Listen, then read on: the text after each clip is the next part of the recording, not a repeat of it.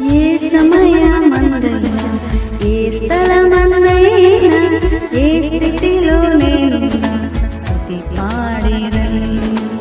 ఏ సమయమందైనా ఏ స్థలమందైనా ఏ స్థితిలో నేనున్నా స్తుతి పాడేదను.